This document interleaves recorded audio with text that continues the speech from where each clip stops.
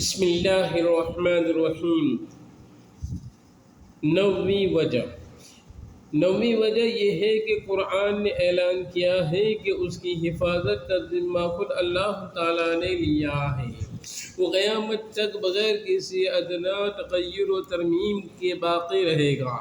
اللہ تعالیٰ نے اپنے اس وعدے کو اس طرح پورا فرمایا کہ جب سے قرآن نازل ہوا ہے آج 1400 برس کے قریب ہونے کے آئے ہیں۔ ہر قرن، ہر زمانے میں لاکھوں انسان ایسے رہے ہیں اور رہیں گے جن کے سینوں میں قرآن اس طرح محفوظ رہا کہ ایک زیر و زبر کی غلطی کا امکان نہیں۔ ہر زمانے میں مرد، عورت، بچے، بوڑھے اس کے حافظ ملتے ہیں۔ بڑے سے بڑا عالم اگر کہیں ایک زیر و زبر کی غلطی کر جائے تو ذرا سے بچے وہی غلطی پکڑ لیں گے۔ دنیا کا کوئی مذہب اپنی مذہبی کتاب کے متعلق اس کی مثال تو کیا اس کا 10واں حصہ بھی پیش نہیں کر سکتا۔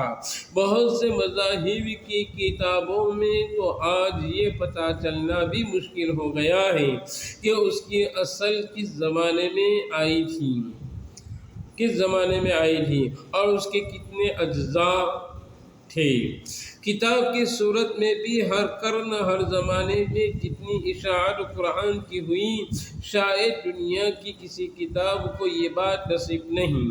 حالانکہ تاریخ شاہد ہے کہ ہر زمانے میں مسلمانوں کی تعداد دنیا میں بنسبت منکرین اور کافروں کے بہت کم رہی، اور ذرائع اور نشر اشاعت بھی جتنے غیر مسلموں کو حاصل رہے ہیں، مسلمانوں کو اس کا کوئی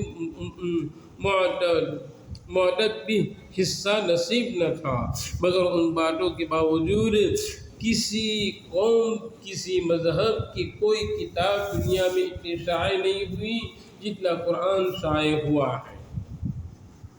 پھر قرآن کی حفاظت کو اللہ تعالیٰ نے صرف کتابوں اور صحیفوں پر موقوف نہیں رکھا، جن کے جل جانے اور محو ہو جانے کا امکان ہو، بلکہ اپنے بندوں کے سینوں میں بھی محفوظ کر دیا۔ اگر آج ساری دنیا کے قرآن معاذ اللہ نابود کر دیے جائیں تو اللہ کی یہ کتاب پھر بھی اس طرح محفوظ ہے۔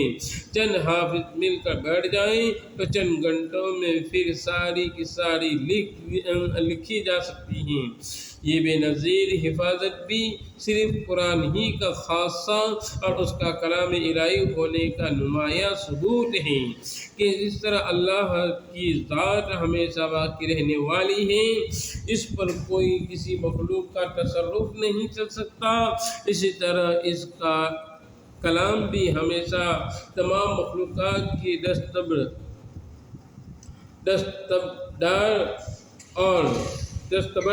اور تصرفات سے بالاتر ہو کر ہمیشہ باقی رہے گا۔ قرآن کی پیشن گوئی تمام مخلوقات کی دستبرد اور تصرفات 1400 برس تک مشاہدہ میں آ چکی ہیں اور قیامت تک انشاءاللہ آتی رہے گی۔ اس کھلے معجزے کے بعد قرآن کے کلام الہی ہونے میں کیا کسی کو شک اور شبہ کی گنجائش رہ سکتی ہے؟